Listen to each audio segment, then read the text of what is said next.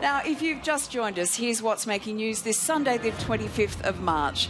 The Australian Sports Commission has called on Cricket Australia to sack Steve Smith as captain over the ball tampering scandal in South Africa. During a post-match media conference, Cameron Bancroft confessed to ball tampering during the third test in Cape Town. Smith also admitted he and the leadership team knew what was going on. I'm not proud of what's happened. It's not within the spirit of the game. My integrity, the team's integrity, the leadership group's integrities come into question, and rightfully so. Guys, as you know, we've been discussing whether Steve Smith is going to take the field today because of the time difference. They are just about to start play. The latest news that I can find is Steve Smith is not out on the field warming up with the team. Interesting. Yes. Gilly certainly said that he wasn't sure whether he thought that would happen. Well, what we need to know now, though, is whether that's by choice or whether that's an instruction from Cricket Australia or from the coach, Darren Lehmann. You would think, wouldn't you, Pricey, after he has said that he's not standing down, this would be by instruction? Yeah, he's not chosen not to walk out there. Yeah.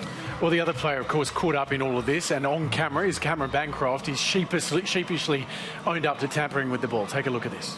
I'm accountable for my actions as well, and like the captain said, I'm not proud of what's happened, and I've got to live with the consequences, live with the damage to my own reputation that comes with. We talked to Hoggy about that, and he says that this young fella would never have done that off his own bat. Never, ever. That's the strongest point that Hoggy made was that this kid would not be doing that unless he'd been told to.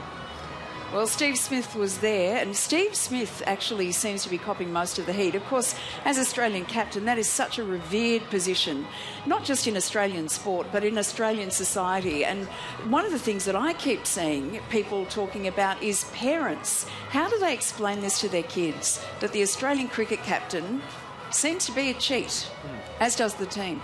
I think all the newspaper headlines from Britain today, they just are revelling in calling us cheats. It's confirmed everything they've ever wanted to believe about Australia. Haven't we given them a free hit? I've seen some stuff from News Limited. I think the News Limited papers tomorrow, I think no one will be left with any misunderstanding about how they're going to go. Yeah. The word cheat will feature very prominently on page 1 on all the papers tomorrow. Well, an emotional Cricket Australia CEO, James Sutherland, has faced the media, admitting he is shocked and extremely disappointed by their actions. I am shocked and extremely disappointed.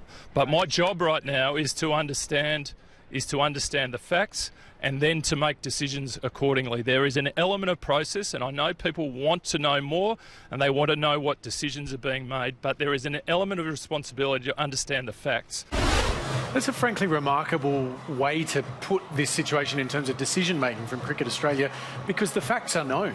Yeah. These guys have fronted a press conference and said, this is what we've done. Yeah, someone's come out and said, I've done it, and someone else has come out and said, well, we've got to see what's happened. I'm surprised James Sutherland's not on a plane going to South Africa right now. Why would you stay here? Yeah, well, there are others on their way, but it's amazing. James Sutherland, when he fronted that press conference, had not spoken to Steve Smith. So if he says he wants to know the facts and what he saw in that press conference this morning wasn't enough, I'm not quite sure where he stands. If you're Steve Smith, are you picking up the phone to anybody at the moment? Probably not. All right, let's move